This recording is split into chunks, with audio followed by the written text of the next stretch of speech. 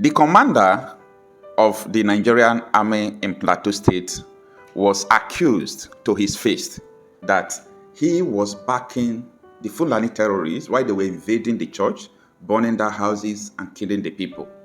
The eyewitness was telling him to his face that we were hiding and we saw you people at the back of these terrorists, directing them on what to do. And the question is, why is it that people are not interested in talking about all this insecurity issue in Nigeria, including politicians, including the supporters of the politicians as well, including the people that you think that they are fighting for you? Why is it that nobody is talking about these main issues? The security agencies that are stationed up here, they are here. This is the road. This is the church. Almost getting to 1 hour, they are trying to have access to this church. And security agents are here. We are all hidden here. We just hide. But we saw them. They just give them back up. That's just the truth. I'm an eyewitness of what happened. So they started the active operation around 3:30 a.m. That is on Tuesday. Honestly, they are falling houses. Some are going there with their machetes, some with gun, shooting people, some with a carpet spraying on the houses. When they shoot, then the fire just burns the house. And honestly, they are just watching at them. Nothing had happened and we're seeing them. Around 5 p.m., some of the security came for reinforcement and we saw them. This reinforcement, they just reinforced how to help and kill more of our people. Sector Commander, have you made any arrests? But your security people saw the people. You engaged them. You didn't, none of them was wounded. None of them was arrested. Does that speak well of the operation? But let me promise you, Riom will not come down. Amen. By the grace of God, we will use every means at our disposal to make sure that this genocide comes to an end. Amen. I don't know who will tell me that what happened yesterday is farmers' herders clash. This is an act of terrorism. This is pure genocide. And I can assure you that we'll escalate this matter. Sir, to your notice, I'm not against the commander, but the commander is not consistent in his own statement. Yesterday he said a different thing, and today he's giving you a different report.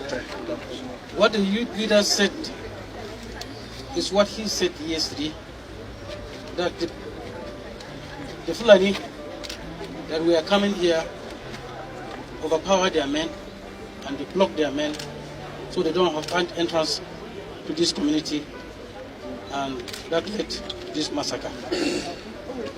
So I want to tell you again that I said it yesterday to the GOC, and I'm repeating it today in the hearing of the commander, that his men are busy supporting Fulani even in grazing. And farmland destruction is continuing without any hindrance. To the best of my knowledge, this place, starting from Shonung to Lua to Fang to Bachi to Masi, has had and has been under attack since 1996. But this particular one beats my imagination. It truly beats my imagination, what I'm hearing. It appears, sir, that I do know we have good soldiers and we have good military people, but there are certainly some bad eggs, and the bad ones are really bad. I think they need to fish those out and get them out. Sometime in the past we have asked if the soldiers will not protect us, leave us alone and see if we can find one.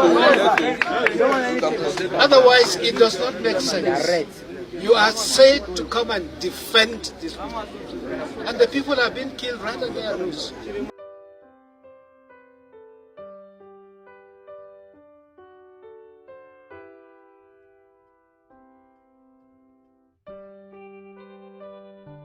Now, what does that tell you? That tells you that the Nigerian state, because Nigeria is not a nation, the Nigerian state knows about everything that is going on. The Nigerian states are part of the sponsors, the main sponsors, and I hate it when people are telling me that Americans, French, all these people are the ones supporting the terrorists. The French soldiers are not your soldiers. The American soldiers are not your soldiers. Do you think that if Nigeria is not one, that if I am a security personnel from my village, America will tell me not to protect my village? Does that make sense? No, it doesn't make sense. So stop fooling yourself thinking that the foreigners are the only ones sponsoring the insecurity in your country. Your people are the one sponsoring the insecurity. But you keep on defending these folks. Even as 2027 election is approaching, you can see a bunch of passionate for nothing youths still backing these politicians. And the real people are dying. Their families are dying. Their people are dying. They have never sit and asked a question. What is the permanent solution to all this killing?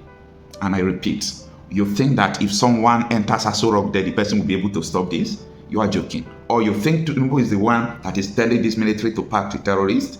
You are joking.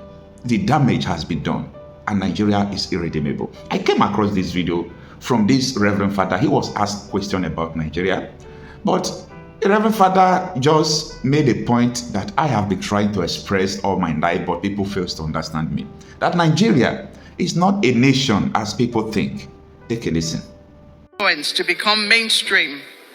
So, Father, I'm going to ask you again. I'm going to ask you, for the very first time, how do we bring back to the mainstream those who have now been pushed to the fringes, talking about and believing and espousing the belief that Nigeria truly should be one? We need to begin by resolving a conceptual crisis. What do I mean by a conceptual crisis? Quite often when we speak about Nigeria, we collapse the distinction between country, state, and nation. We tend to think that the three mean the same. We tend to think the three are synonyms. A country is a territory. From the Latin contra terra, the land that lies ahead of you. A country is a territory. It is not necessarily a nation. A nation is an association of peoples. And I use that word in the plural deliberately because of diversity. A nation is an association of peoples who identify their shared core values. And on the basis of their shared core values, they give themselves a constitution which will now establish institutions that make up the state. What we have in Nigeria and in most African countries is a confusion where we think the nation is the state. The nation is reduced to the state. We have a country quite all right by the fact that we live within a territory, even if that territory is not secure, as we all know. But we don't have a nation. We have institutions that make up the state. We collapse the nation into the state. If you look at our constitution, section 2 of the current constitution, and you don't find this in the 1963 constitution, it ascribes sovereignty not to the people but to the state. That is dangerous. That means the state has the last say on any question. That means the state is more powerful than the citizen. That is a recipe for impunity. Because as we all know, the state is the head of state, or the governor, or whoever represents them. Whatever they say, we all have to comply, whether they're right or wrong. So we don't have a democracy in the true sense of the word. Oh my God.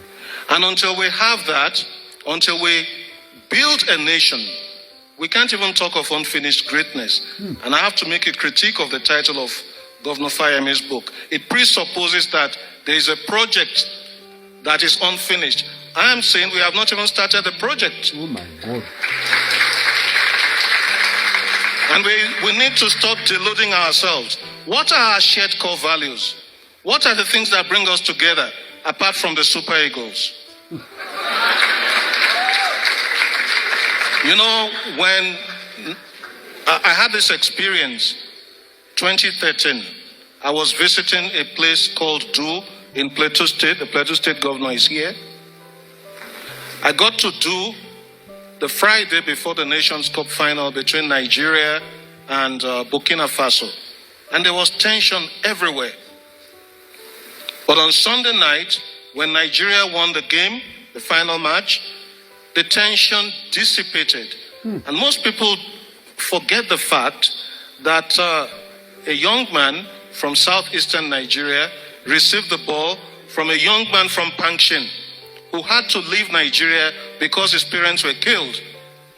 Victor Moses passed the ball to Sondemba. Sondemba scored the goal. And we didn't even ask about the local government of origin of the scorer of the goal.